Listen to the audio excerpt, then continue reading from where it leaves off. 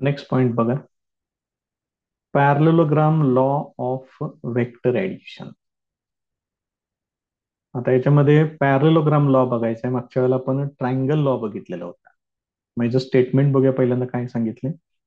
If two vectors of the same type, एकाच प्रकारचे दोन वेक्टर्स घ्यायचे, originating from the same point, एकाच पॉइंट पासून ते स्टार्ट होतील, that is tails at the same point, are represented in magnitude and direction by the two adjacent sides of a parallelogram. बघा काय काय सांगितले त्यांनी. दोन वेक्टर्स पाहिजेत, एकाच प्रकारचे पाहिजेत, एकाच पॉइंट पासून स्टार्ट होणारे पाहिजेत. ते आपण कशा पद्धतीने रिप्रेझेंट केलेले आहेत. They are represented in magnitude and direction by two adjacent sides of a parallelogram. पॅरलोग्रामच्या दोन ऍडजेसंट साइड्स म्हणजे ते दोन वेक्टर्स दाखवायचे. Then their resultant vector is given in magnitude and direction by the diagonal of the parallelogram. हे महत्वाचं. Starting from the same point, त्याच point मधून स्टार्ट होणारा त्या पॅरलोग्रामचा डायगोनल काढायचा. म्हणजे मग तो काय असेल त्या ठिकाणी त्याचा रिझल्टंट म्हणून तो काम करेल. आता हे डायग्रॅमॅटिकली कसं दाखवायचं बघा. इथं पण आहेच डायग्रॅम माझ्याकडे, तरी पण आपण आपल्या पद्धतीने डायग्रॅम त्या ठिकाणी ड्रॉ करूया. दोन वेक्टर्स मी घेतोय.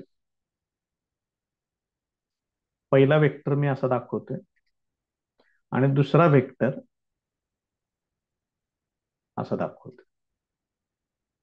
पहिल्या वेक्टरला नाव देतोय मी इथं ओ ए. ओ ए बार म्हटलं तरी चालते.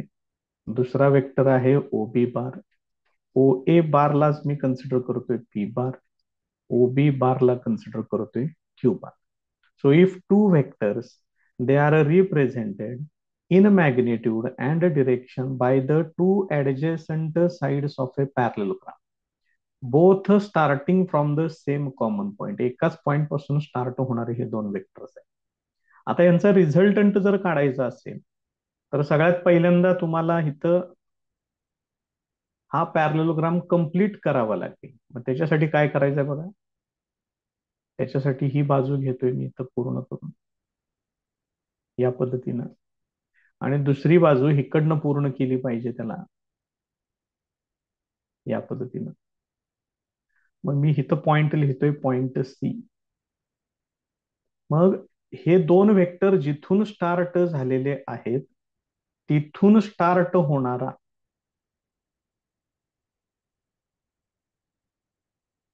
डायगोनल फाइंड आउट करायचा आहे आणि तो आणायचा आहे इथपर्यंत. मग तशा परिस्थितीमध्ये हा काय असेल, रिझल्टंट वेक्टर असेल. म्हणजेच इथं काय येणार, R bar equal to P bar plus Q bar. ते इथं असेल हा वेक्टर. आता याच्यामध्ये परत आणखीन काय काय करता येते बघा. हा जर क्यू बार असेल तर हा पण क्यू बार येणार, कारण हे दोन व्हेक्टर्स पॅरलोग्रामचे अपोजिट साइड्स आहेत. मग ह्यांच्या हे पॅरल तर असणारच आहे, शिवाय त्यांची मॅग्निट्यूड पण सेम असणार आहे, डिरेक्शन तर सेम दाखवलेलीच आहे. त्यामुळे हे दोन वेक्टर्स इक्वल होतील. त्याच पद्धतीनं हा जर पी बार असेल तर हा पण पी बार होणार. म्हणजे जर समजा मी इकडला ट्रायंगल घेतला, ट्रायंगल ओबीसी, तर मला आर बार इक्वल टू कसं मिळणार बघा. पहिल्यांदा क्यू बार आहे, नंतर पी बार, एवढाच ट्रायंगल तयार होईल. मग ट्रायंगल लॉ नुसार इथं काय येणार, क्यू बार प्लस पी बार असं येणार. आणि हेच जर तुम्ही इकडल्या ट्रायंगल मध्ये जर घेतलं तर आर बार इक्वल टू पहिला वेक्टर आहे पी बार प्लस दुसरा वेक्टर आहे क्यू बार. म्हणजेच ह्याच्यावरून तुम्ही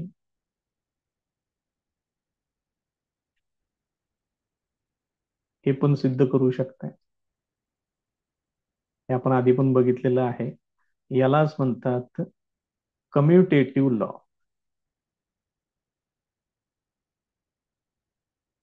बघा काय काय आहे ते. मग आता आपल्याला ह्याचं डेरिवेशन बघायचं आहे. डेरिवेशन मध्ये बघा अशा पद्धतीनं कन्सिडर केले. ही डायग्राम दिलेली आहे त्या ठिकाणी. मग इथं पी बार क्यू बार या दोघांच्या कॉमन पॉइंट मधून स्टार्ट होणारा हा तिसरा वेक्टर ओ सी बार, त्याला आर बार म्हटलेला आहे. आता इथं आपल्याला पुढे ते कम्प्लीट करायचं आहे डेरिवेशन. त्याच्यासाठी काय करायचं बघा, ह्या ओ ए ला पुढे एक्सटेंड करायचं. म्हणजेच तुम्हाला इथं कसं मांडावं लागेल, extend O A, draw C D perpendicular to extended O A. हा जो पुढे वाढवलेला ओ ए आहे त्याला हे सी डी परपेंडिक्युलर ड्रॉ करून घ्यायचा. आता काय कन्सिडर करायचं बघा, in triangle O D C, बघा आहे का ट्रायंगल त्या ठिकाणी, हा ट्रायंगल ओ डी सी आहे. याच्यामध्ये अँगल डी हा 90 डिग्री आहे. मग जर तो 90 डिग्री असेल तर पायथागोरसचं प्रमेय तुम्ही वापरू शकताय. O C square equal to O D square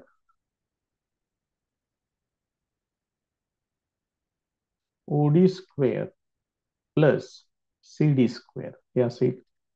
therefore O C square equal to, आता याच्यातलं ओ डी जो आहे तो सेगमेंट बघून घ्या, त्याचे दोन भाग होतात, ओ ए आणि ए डी. ते मी असे मांडून घेतो इथं, प्लस सी डी स्क्वेअर. आता इथं जो ब्रॅकेटचा स्क्वेअर दिलेला आहे तो पूर्ण सोडवून घ्यायचा. म्हणजे काय करणार, O A square plus two O A into A D plus A D square plus C D square. आता डायग्राम जरा काळजीपूर्वक बघा. AD square plus C D square हा छोटा काटकोन त्रिकोण आहे. इथं पाहिजे असलं मी इथं त्याला वेगळ्या कलर मध्ये थोडस दाखवून घेतोय. हे बघा इथून इथपर्यंत आहे तो.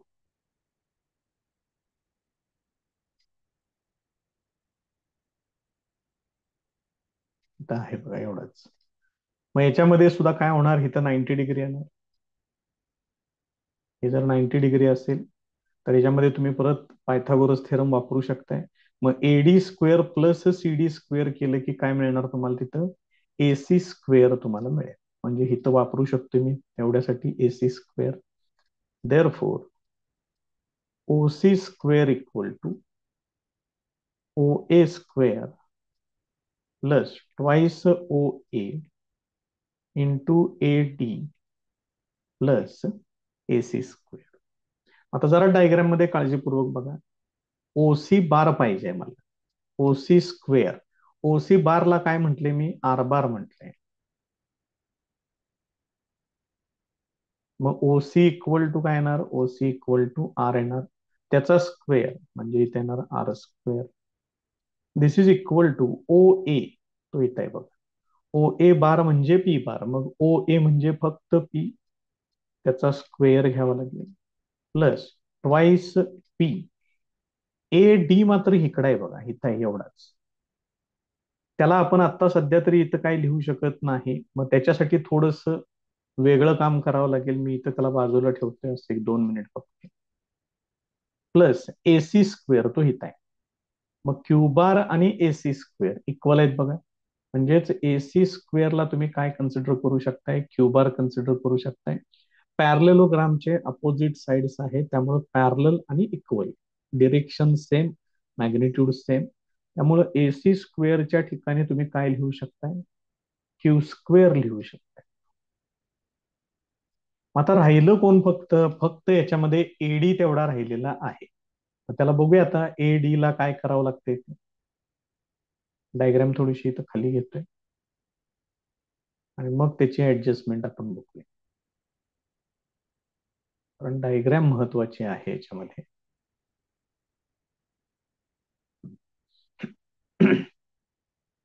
मग आता हा एडी मला घ्यायचा आहे, इथं आहे एडी बघा. बापरे, इथं आहे एडी. मग हा एडी लिहिण्यासाठी मला ही बाजू एडी एक घ्यावी लागेल.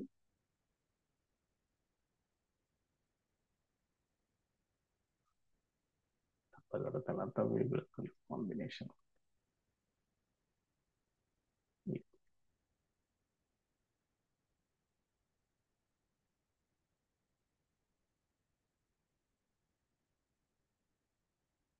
ए डी मला लिहायचा आहे, तो घेतला. थिटाच्या फॉर्मॅटमध्ये लिहायचा आहे, म्हणजे साइन थिटा कॉस थिटाच्या फॉर्मॅटमध्ये लिहायचं आहे.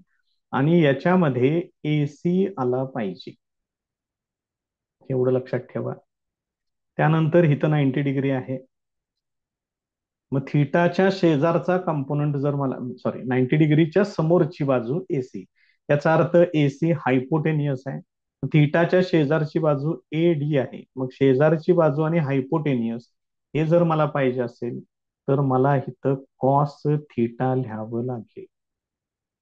मग डायग्राम मध्ये बघा बरं, कॉस थिटा इक्वल टू काय येणार?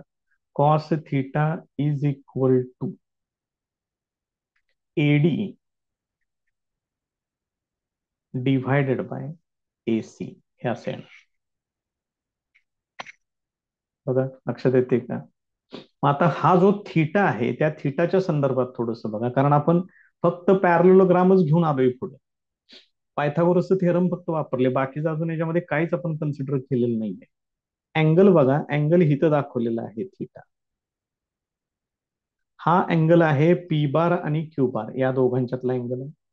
मग ही लाईन, डायग्राम थोडीशी वरती घेतो.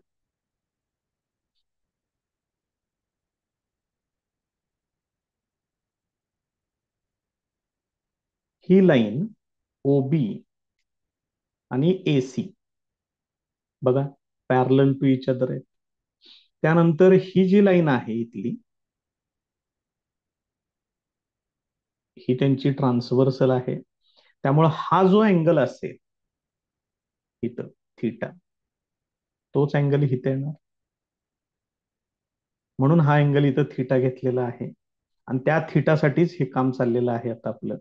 मग कॉस थिटा इक्वल टू काय घेतले आपण? एडी अपॉन एसी घेतलेलं आहे. मला पाहिजे आहे एडी. मग काय येणार? AD equal to AC into cos theta येणार. त्याच्यातलं एसी, एसी म्हणजेच कोण आहे बघा बरं इथं डायग्राम मध्ये. हे बघा इथं ओ बी आणि हा ए सी, म्हणजे हा क्यू बारच येणार. म्हणजे एसी साठी तुम्ही क्यू लिहू शकताय. Therefore A D equal to, AC म्हणजे क्यू आहे, क्यू इंटू कॉस थिटा, ही व्हॅल्यू इथं वापरतोय. त्यामुळे इक्वेशन काय होईल बघा, R square equal to P square plus 2 P Q cos theta, A D ची व्हॅल्यू वापरली एवढी, प्लस क्यू स्क्वेअर. मग मला फक्त आर पाहिजे आहे इथं. सो आर इक्वल टू, त्याच्यामध्ये काय होणार, ह्याला वर्गमुळाच्या आत लिहावं लागेल आता. R equal to P square plus 2 P Q cos theta plus Q square. हे तिथलं रिझल्टंटची मॅग्निट्यूड असेल. अतिशय महत्वाचा formula, very very very important, तयार करून ठेवा. आता नोट्स मध्ये आपण बघणार आहे, हेच दिलंय का सगळं इथं, हे बघा शेवटी फायनल फॉर्म्युला आपला या पद्धतीनं इथं आलेला आहे. पी स्क्वेअर क्यू स्क्वेअर मागं पुढे लिहिलं तरी पण चालते, काय त्यानं काय फरक पडत नाही. आता आपल्याला काय बघायचं आहे तर ह्याची मॅग्निट्यूड तुम्ही काढली आता. आपण काय बघतोय, आपण आता सध्या व्हेक्टर्स बघतोय, म्हणजे त्याची डिरेक्शन पण बघितली पाहिजे. आता या दोन गोष्टी असतात वेक्टर्सला. आता रिझल्टंटची तुम्ही मॅग्निट्यूड काढलेली आहे, आता त्याच रिझल्टंटची तुम्हाला डिरेक्शन सुद्धा फाइंड आउट करावी लागेल. मग डिरेक्शन साठी त्यांनी कसं कन्सिडर केलेलं आहे बघा. रिझल्टंट परत एकदा दाखवतोय मी, बघा इथं रिझल्टंट आहे. या रिझल्टंटनं या पी बार बरोबर केलेला अँगल दाखवलाय बघा, तो आहे गॅमा. मग ज्या वेळेला डिरेक्शन काढायची असते त्यावेळेला पक्क लक्षात ठेवा, तुम्हाला tan of that angle, tan theta तुम्हाला काढावं लागतं. मग इथे अँगल कोण आहे? टॅन गॅमा आहे. मग गॅमा वापरायचं याच्यामध्ये. मग हे कसं येणार बघा, टॅन गॅमा इक्वल टू, बघा हा मोठा काटकोन त्रिकोण कन्सिडर करा. मग टॅन म्हणजे काय येणार? समोरची बाजू येणार सी डी, डिव्हायडेड बाय लगतची बाजू येणार ती आहे ओ डी. चेक करा व्यवस्थित. हे बघा हा मोठा त्रिकोण आहे. पाहिजे असलं मी त्याला आणखीन एका वेगळ्या कलरनं दाखवतो, म्हणजे तुमच्या ते लक्षात येईल नेमका आपण कुठला त्रिकोण कन्सिडर करतोय. तर बघा ही एक बाजू,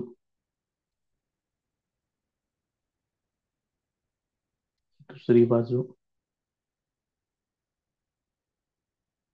ही तिसरी बाजू. आणि या मोठ्या त्रिकोणामध्ये आपल्याला टॅन गॅमा घ्यायचं आहे. मग टॅन म्हणजे काय येणार? समोरची बाजू म्हणजे सी डी, डिव्हायडेड बाय लगतची बाजू ऍडजस्टंट साइड म्हणजे ओडी येणार. आता त्याच्यामधलं परत एकदा सी डी ला मी तसंच ठेवतोय, ठीक आहे. सी डी मध्ये काही चेंज करत नाहीये.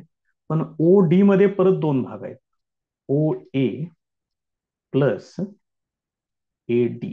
त्याच्यातलं ए डी तयार आहे माझ्याकडे, क्यू कॉस थिटा मगाशीच केले तयार. ओ ए म्हणजेच पी, त्यामुळे मी इथं छेदामध्ये जे काय आहे दोन्ही टर्म तयार आहेत. फक्त मला सी डी पाहिजे आता. मग सी डी हित आहे बघा. मग हा जर सी डी तुम्हाला पाहिजे असेल तर मी तुम्हाला आणखीन एका वेगळ्या कलरमध्ये दाखवतो. हा ट्रायंगल कन्सिडर करायचा आता. हे एक, ही दुसरी बाजू आणि ही तिसरी बाजू. हा जो छोटा त्रिकोण तयार झालाय ट्रायंगल ए डी सी, त्याच्यामध्ये परत एकदा यायचंय. मात्र आता मला सी डी पाहिजे. मग सी डी पाहिजे असेल तर मग मात्र तुम्हाला इथं लिहावं लागेल साइन थिटा. मग साइन थिटा इक्वल टू थिटाच्या समोरची बाजू येणार सी डी, हायपोटेनियस येणार ए सी, त्याच्यावरून सी डी इक्वल टू काय येणार? ए सी इंटू साइन थिटा. मग ए सी म्हणजेच कोण आहे बघा बरं, लिहिलेलं आहे बघा इथं. ए सी म्हणजेच क्यू बार म्हणजे क्यू साइन थिटा आहे ना.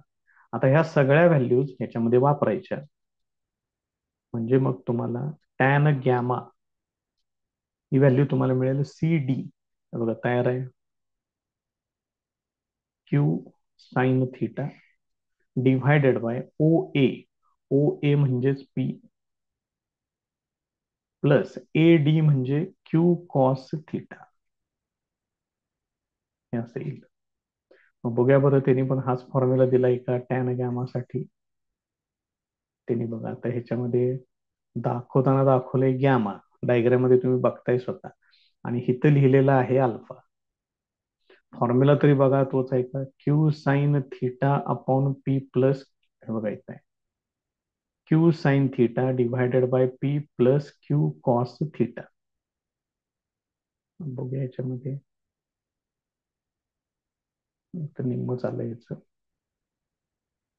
इथं आहे बघा फॉर्म्युला त्याचा, बघा चेक करून घ्या. फक्त त्यांनी इथं डायग्रॅम मध्ये गॅमा दिलाय आणि प्रत्यक्षात वापरताना मात्र काय वापरलाय? अल्फा वापरलाय. मग पाहिजे असेल तर तुम्ही इथं डायग्राम मध्ये हिथं अल्फा करून घ्या, नाहीतर हिथं गॅमा करून घ्या, काहीतरी एक करा, काही अडचण नाही त्याच्यात. मग इथं तुम्ही गॅमा फाइंड आउट केलेला आहे, टॅन गॅमा इक्वल टू, त्याच्यावरून गॅमा असा लिहिता येतो. त्याला इनव्हर्स म्हणतात, ते अजून तुम्हाला व्हायचं आहे, त्याला अजून वेळ लागेल समजायला थोडस. तर हे या पद्धतीने. आता त्याच डायग्राम मध्ये अजून एक अँगल दिलेला आहे बघा, हे बघा with respect to Q bar, इथं दाखवलेला आहे बघा, तो सांगितलाय बीटा. मग तो बीटा सुद्धा त्यांनी यांनी काढून दिलेला आहे, त्याची काही गरज लागत नाही.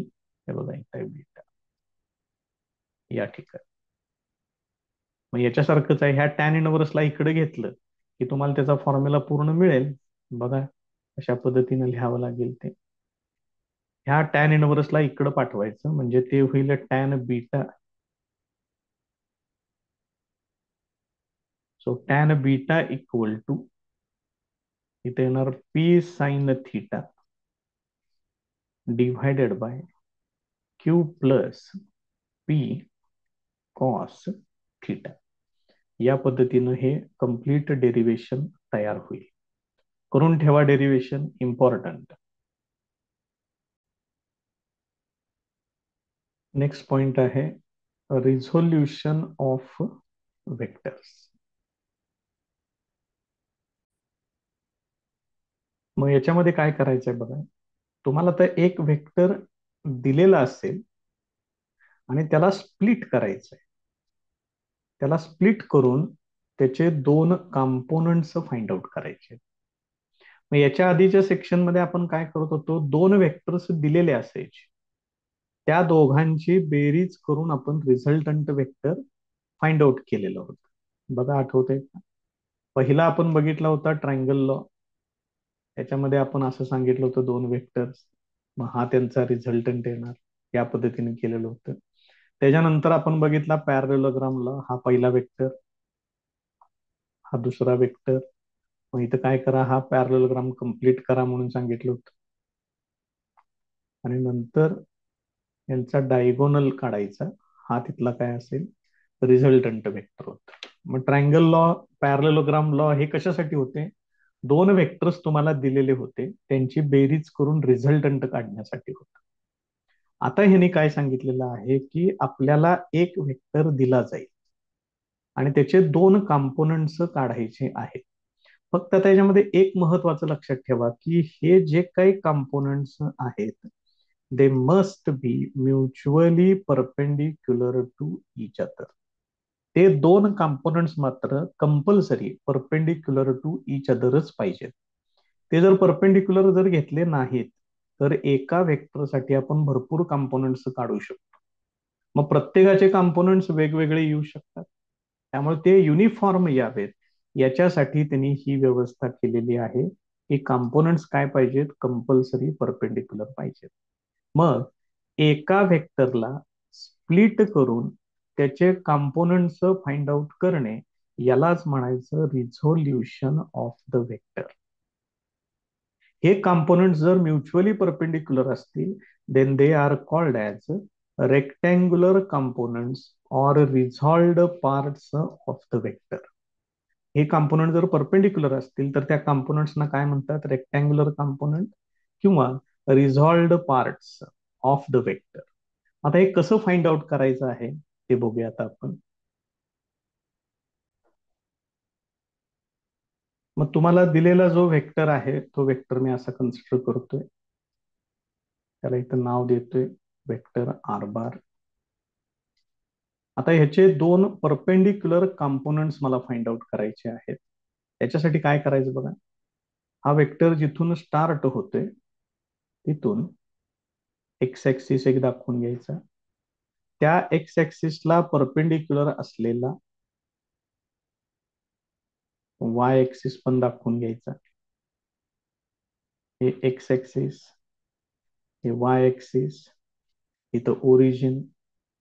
त्याच्यानंतर काय करतोय बघा, आता त्याच्यानंतर या पॉइंट मधून एक्स ऍक्सिस वर परपेंडिक्युलर लाईन ड्रॉ करा. तसंच या पॉइंट मधून वाय ऍक्सिस वर परपेंडिक्युलर लाईन ड्रॉ करा. त्यामुळे तुम्हाला हिथं परत इथं एक वेक्टर मिळेल, कंपोनंट मिळेल, आणि हिथं दुसरा कंपोनंट मिळेल. मग आता परत काय काय कन्सिडर करायचं आहे बघा. अलॉंग एक्स ऍक्सिस जो कंपोनंट आहे एवढंच, त्याला म्हणायचं R X. Along Y axis जो कंपोनंट आहे त्याला म्हणायचं आर वाय. शिवाय हा जो अँगल इथं मी दाखवलेला आहे तो कन्सिडर करतोय थिटा. इथं आहे 90 डिग्री. या पद्धतीने तुम्ही याला पाहिजे असेल तर नावं सगळी देऊ शकताय. मी इथं ओ आर कन्सिडर करतोय, हे कन्सिडर करतोय पी, हे कन्सिडर करतोय क्यू. मग आता आपण जो पॅरलेलोग्राम लॉ जो कन्सिडर केलेला आहे तो आपण घ्यायचा आहे. फक्त त्याच्यामध्ये आता थोडस बघा, आणखीन एक काम इथं मला करावं लागेल आता. तर काम असं करावं लागेल की अलॉंग एक्स ऍक्सिस माझ्याकडे वेक्टर आहे I bar. Along Y axis माझ्याकडं वेक्टर आहे J bar. These are the unit vectors.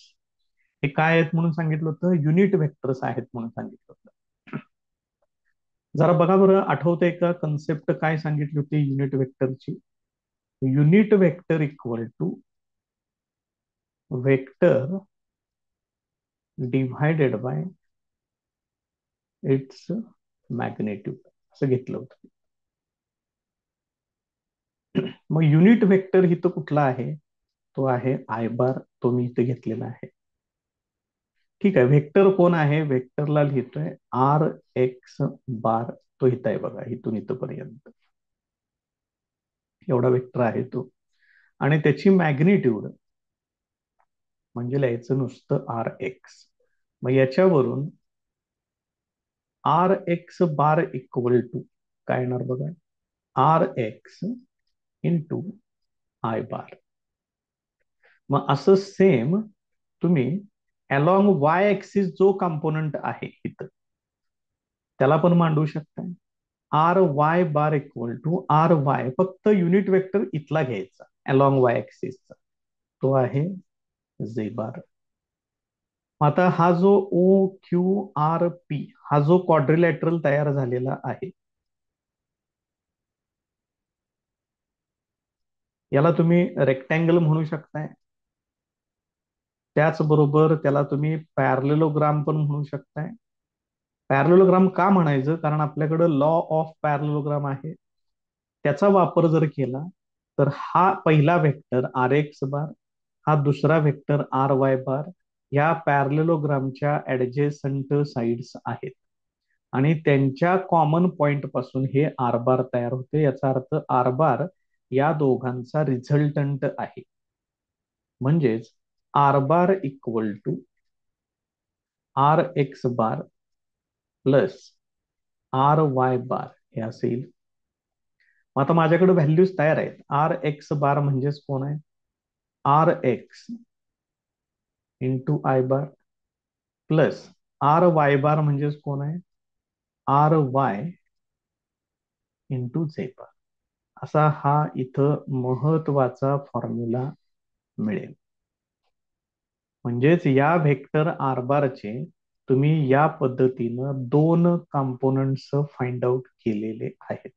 Procedure परत एकदा पूर्ण व्यवस्थित बघून घ्या. तेव्हा आता यासाठी त्यांनी काय दिलेलं आहे ते एकदा बघून घेऊया. हे बघा इथे नोट्स मध्ये सगळं फायनल फॉर्म्युला त्याच पद्धतीनं आलाय का इथं बघून घ्या.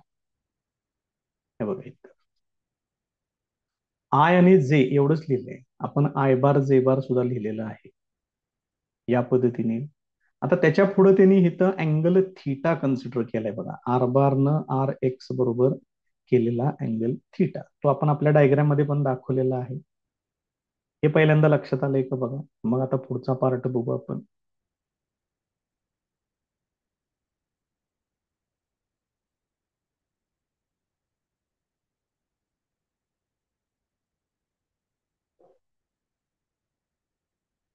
तर याच्यातलं सगळंच जाईल. हे मी तयार करून घेतो, एकच मिनिट. आता या डायग्राम मध्ये परत एकदा बघा. आता आपल्याला एक triangle O Q R consider करायचं आहे. बघा सापडला का अँगल? इथं 90 डिग्री आहे. याचा अर्थ ओ आर हा हायपोटेनियस आहे. थिटा इथं आहे. ठीक आहे. त्यानंतर ओ क्यू आर एक्स आहे, तर पी आर सुद्धा काय असणार? आर एक्सच असणार. त्यानंतर ओ पी आर वाय आहे, याचा अर्थ क्यू आर पण काय असणार आहे? आर वाय असणार. मग in triangle O Q R या ट्रायंगल मध्ये मी इथं लिहितोय साइन थिटा इक्वल टू, मग साइन थिटा म्हणजे काय येणार? समोरची बाजू येणार R Y divided by hypotenuse येणार म्हणजे आर येणार. मग याच्यावरून आर वाय इक्वल टू किती येईल बघा बरं. आर वाय इक्वल टू येणार आर इंटू साइन थिटा येणार. त्यानंतर त्याच ट्रायंगल मध्ये मला लिहायचं आहे कॉस थिटा. मग कॉस थिटा इक्वल टू ही ऍडजसंट साइड येणार R X divided by hypotenuse येणार. याच्यावरून R X equal to R cos theta हे असं येईल. याच्यामध्ये अजून एक काम करता येईल आपल्याला, टॅन थिटा इक्वल टू पण काढता येईल. मग टॅन थिटा म्हणजे काय येणार बघा, थिटाच्या समोरची बाजू आर वाय डिव्हायडेड बाय थिटाची ऍडजस्टंट साइड आर एक्स. हे सगळं साइन कॉस टॅन सगळं तयार करून घेतले मी आता याच्यामध्ये. आता हे आर वाय आणि आर एक्स यांचा स्क्वेअर करतोय आणि ऍड करतोय.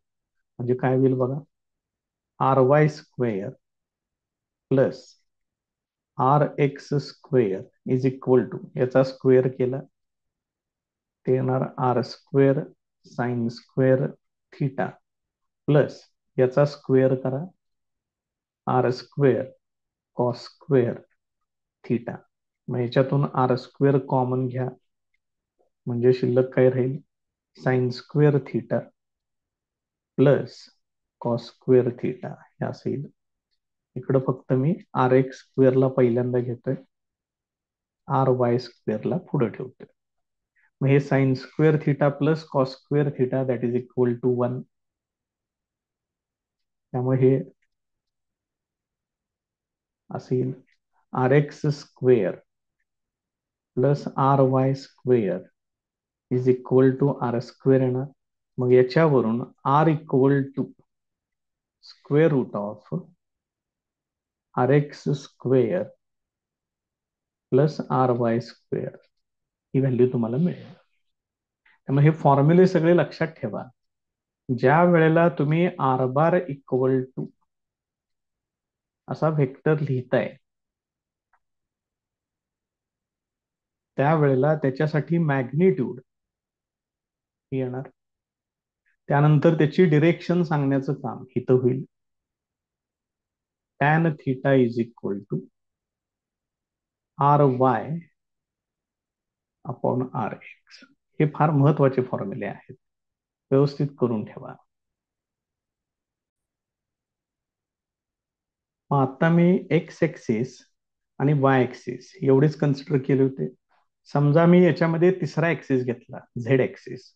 3 डायमेन्शनल सिस्टम मध्ये जर समजा हे गेलं तर कॉम्पोनंट्स येणार R X R Y R Z.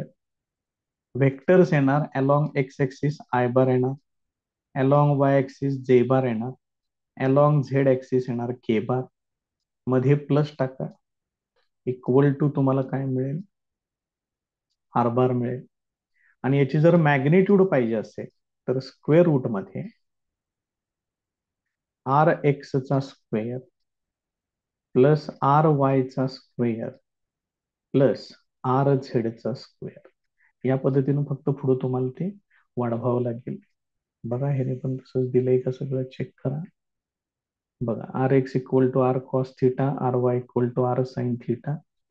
त्याच्यानंतर आर इक्वल टू हा फॉर्म्युला टॅन थिटाची व्हॅल्यू दिलेली आहे आणि जर 3 डायमेन्शनल असेल तर हा फॉर्म्युला येतो.